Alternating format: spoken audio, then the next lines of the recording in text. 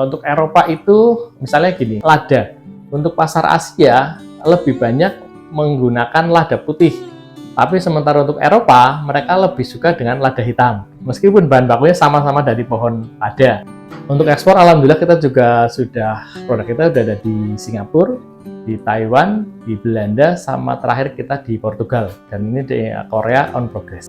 Kalau keunggulan kami, kita pertama adalah kita punya tagline namanya Authentic Natural Sustainable. Jadi produk-produknya Tumata sebagian besar adalah riset dari tim kami. Kita punya tim R&D, Research and Development, menciptakan produk-produk unggulan.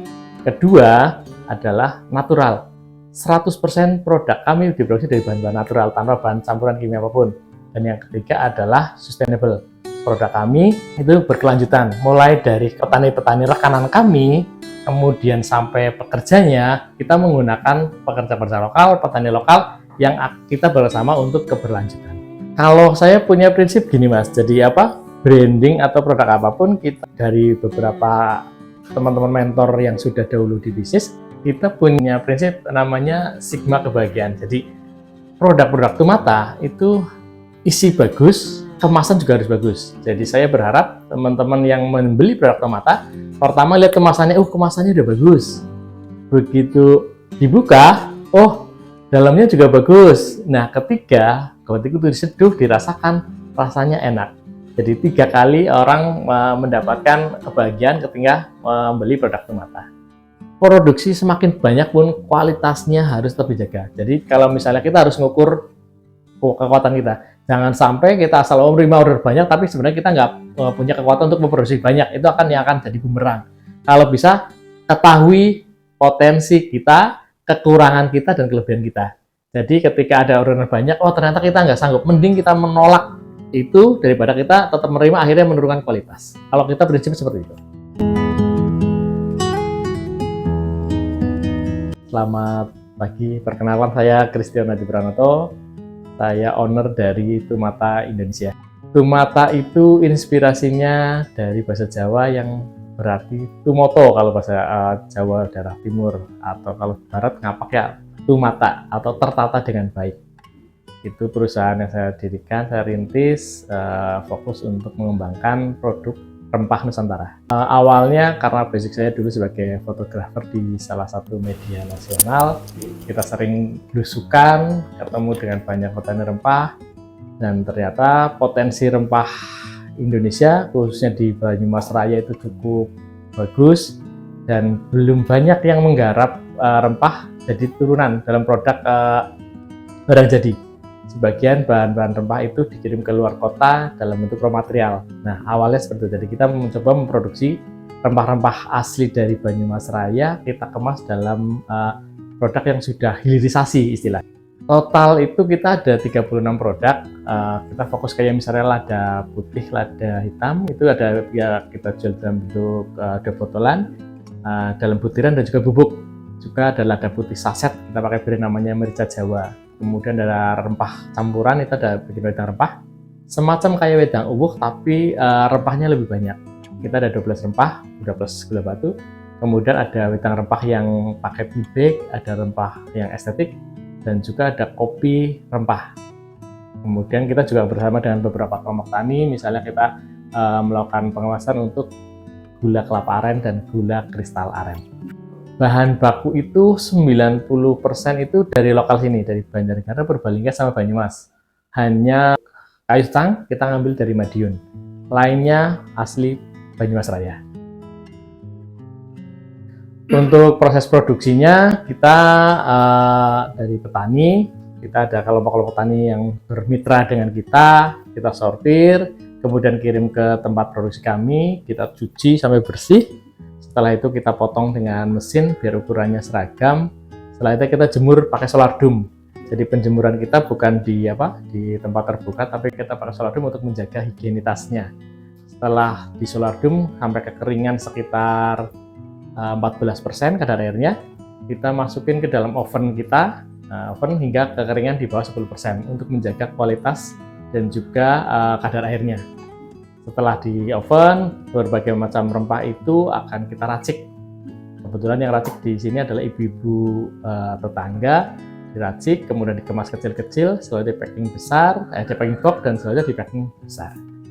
Dari awal sampai setelah produksi kita ada quality control. Jadi kita punya SOP yang standarisasi. Misalnya bahan baku jahe itu kita harus pakai jahembread. Kemudian dari petani itu kita juga menyarankan mereka sudah dicuci dulu. Meskipun akan kita cuci lagi di sini dan akan kita bersihin lagi. Jadi standarnya memang kita ada dua. Pertama di bahan baku ada quality controlnya. Yang kedua adalah setelah diproduksi kita juga ada quality controlnya. Jadi nanti kalau quality control nggak akan kita pasarkan.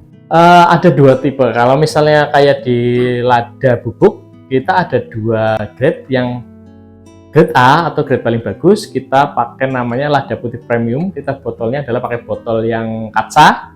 Itu kebanyakan pasarnya diekspor. Kemudian grade keduanya kita botolnya pakai botol plastik, dan grade terendah atau grade paling bawahnya adalah kita menggunakan saset.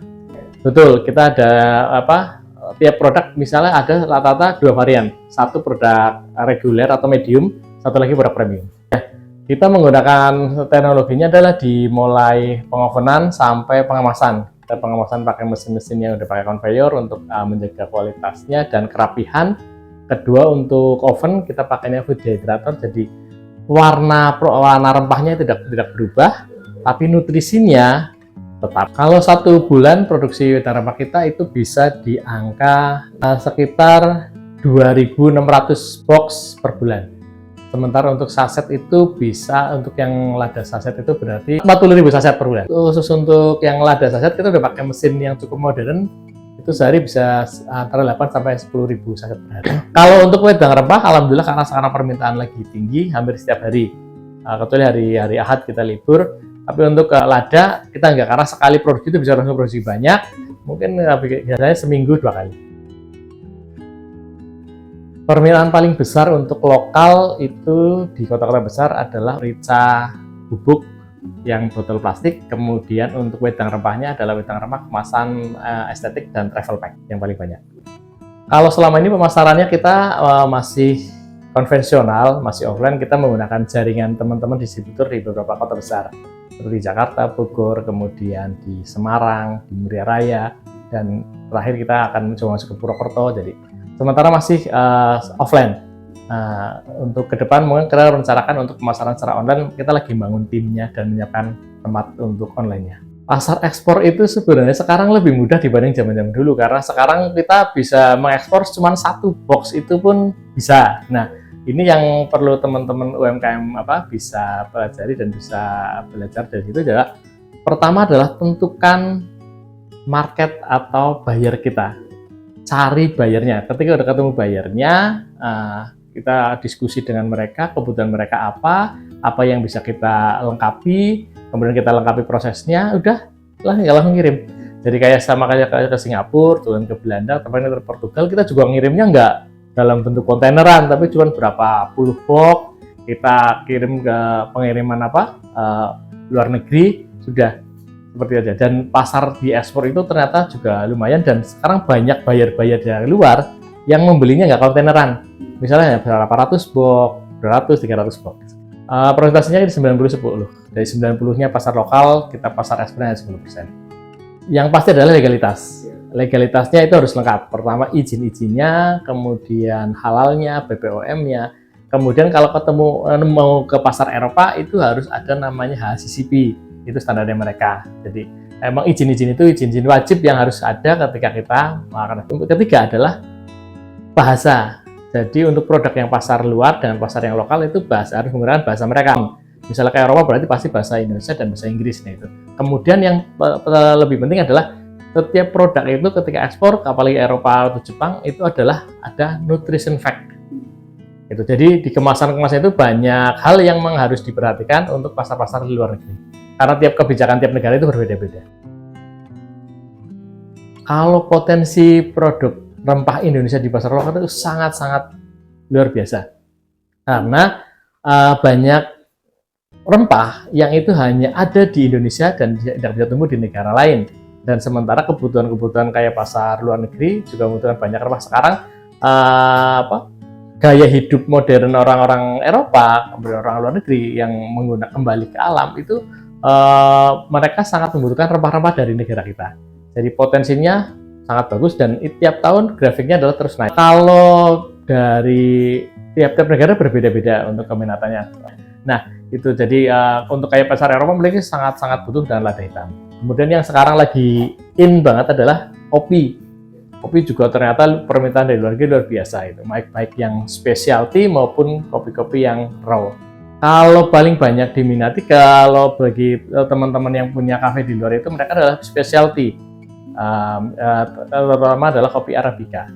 Iya, tapi kalau beberapa perusahaan-perusahaan besar di luar negeri mereka asalan, misalnya mau Robusta boleh, Arabica boleh, tapi biasanya mereka dalam bentuk yang raw dalam jumlah yang sangat besar. Tantangannya di bahan baku, Mas. Jadi hasil pertanian itu tidak bisa stabil. Misalnya panenan jahe pada bulan ini bagus, beberapa bulan berikutnya bisa mungkin ada kendala penyakit atau hama dan lain-lain agak kurang baik.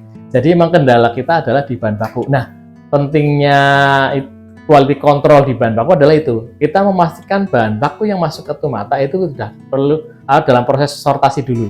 Jadi benar-benar standar kualitasnya kita. Kalau memang benar-benar tidak masuk, mending kita menghentikan produksi dulu. Jangan sampai kita menjual produk yang memang tidak masuk ke standar kita. Pasti, Mas, awal-awal agak susah karena pasar kita kan middle up. Untuk menembus pasar menengah atas itu kan prosesnya panjang.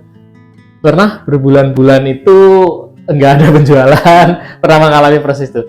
Tapi kuncinya ketika kita konsisten, kemudian jangan mudah tergoda untuk di bisnis yang lain, kita konsisten di jalur yang kita yakini, insya Allah pasti ada jalan. 100% ke pekerja kami yang bantu usaha kami adalah dari masyarakat sekitar. Ya, kita juga rutin melakukan itu dengan teman-teman mitra kami, teman-teman mitra petani, kemudian yang nyuplai produk kami, kita pasti melakukan semacam kayak diskusi bareng. Jadi jangan sampai teman-teman petani atau supplier itu nanti bawa barang ke sini ternyata tidak masuk ke segmen kita. Mending kita pas di tempatnya mereka, kita melakukan semacam sedikit pelatihan lah. Produk yang bagus adalah seperti ini, produk yang kita terima adalah seperti ini. Jadi mereka, kita juga kepengen memberikan nilai tambah kepada petani maupun supplier dari produknya. Misalnya kayak kapulaga, mereka biasa petani bisa jual harga misalnya 60.000 per kilo. Nah, kami akan sampaikan, Bu, kita mau beli dengan harga 70 atau 80.000 per kilo, tapi dengan catatan disortasi, pilih yang bersih-bersih, yang bagus-bagus, nah baru dia. Jadi saya kepengen Tumata selain membeli produk, juga memberikan nilai tambah kepada petani baik secara penghasilan maupun secara knowledge atau pengetahuan mereka tentang potensi pertanian. Juga ke beberapa teman-teman supplier kayak petani dan lain, itu juga mulai mengedukasi mereka bahwa misalnya jahe itu kan nggak harus di dalam satu bentangan jahe semua, bisa sebagai tanaman tambahan di bawah. Misal tanaman pokoknya apa, di bawahnya jahe. Kemudian ke tetangga itu juga kita diskusi dengan tetangga kita, itu yang kita kebetulan cuplikan sereh. Jadi di halaman belakang sama depan itu mereka mulai nanam sereh. Dan alhamdulillah setelah adanya Tumata 2 tahun terakhir ini, mereka sudah merasakan hasilnya. Berapa bulan sekali mereka ngirim sereh berapa ratus ikat, dan seketika bayaran, ternyata uangnya lumayan gitu. Nah, setelah 1-2 orang merasakan manfaatnya, sekarang akhirnya banyak yang ikut-ikutan seperti itu. Kebiasaan masyarakatnya adalah lihat bukti dulu. Nah, ketika tetangganya yang berhasil, ternyata benar-benar dibeli sama Tumata. Ternyata benar-benar sereh itu yang dulu dianggap cuma buat sayur, nggak penjualan susah, ternyata sekali beli bisa nyampe ratusan ikat gitu. Nah, akhirnya mereka dapat manfaatnya, dan real kita beli, alhamdulillah mereka juga makin trust dengan. Potensinya luar biasa banget. Jadi teman-teman petani jika kalau misalnya ingin bisa sebagai utama ataupun sebagai sampingan, misalnya tanaman utamanya di bawahnya tanamlah rempah-rempah.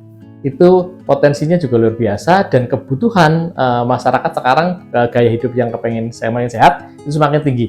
Terutama adalah jahe, kunyit, sereh. Itu banyak perusahaan-perusahaan yang banyak membutuhkan itu. Permintaan 3 komoditas ini terus naik, Mas, dan harganya stabil. Kita realistis aja bahwa keinginan kami kehadiran Tumata Indonesia itu minimal bisa membantu masyarakat sekitar untuk mendapatkan tambahan pekerjaan. Kedua, Tumata Indonesia bisa menyerap hasil pertanian khususnya rempah-rempah di Banyumas Raya. Nah, karena selama ini rempah kan jadi komoditas yang dipandang sebelah mata. Nah, kepengen bahwa gimana caranya rempah-rempah di Banyumas Raya karena punya keunggulan yang luar biasa itu bisa naik kelas. Untuk teman-teman generasi muda atau Gen X dan lain yang kepengen terjun di dunia industri rempah, sekarang di kota-kota besar banyak kafe-kafe yang menyajikan menu berbasis rempah. Jadi teman-teman generasi muda bisa bereksperimen menggunakan rempah-rempah Indonesia yang sudah terbukti kaya manfaat, kaya khasiat, dengan kemasan atau tampilan yang lebih kekinian atau modern gitu. Jadi misalnya kunyit asem di blend sama apa, kemudian misalnya wedang telang kemudian di blend sama kopi atau kopi susu gula aren dan lain. Dan potensi ini karena kembali lagi gaya hidup sehat masyarakat Indonesia yang terus bertambah, potensi untuk bisnis rempah kekinian itu semakin naik. Kalau pertama itu adalah konsistensi, kedua adalah jaga kualitas. Nah, kelemahan teman-teman di UMKM adalah ketika produksinya banyak, mereka akan turun kualitas. Ketiga adalah kalau kami menerapkan adalah di gramasi. Jadi di produk awal sampai produk akhir, gramasinya jangan berubah. Jadi itu terkait dengan kualitas. Jadi jangan sampai ketika produknya massal banyak, kemudian pesanan order banyak, kualitasnya berubah. Jangan sampai itu. Pertama adalah konsistensi kita sebagai seorang pengusaha, mentalnya harus tahan banting dengan segala kekurangan. Yang kedua adalah ketika produk kita mulai dikenal oleh masyarakat, harus jaga kualitas, baik kemasan maupun isinya. Untuk teman-teman yang mau mulai usaha, pesan-pesan kami adalah di bisnis usaha itu tidak seindah kata-kata teman-teman motivator. Jadi teman-teman harus siap kuatkan mental, dan saya selalu mengajarkan ke teman-teman yang lain gitu, bahwa kita hanya punya dua tangan di bisnis. Apalagi kita mulai pasti banyak omongan negatif dan lain. Kita hanya punya dua tangan, gunakan untuk menutup telinga kita dari omongan negatif. Kita nggak mungkin untuk menutup yang berbicara negatif tentang kita. Jadi tetap berpikiran positif dan harus kuat mental dan tahan banting.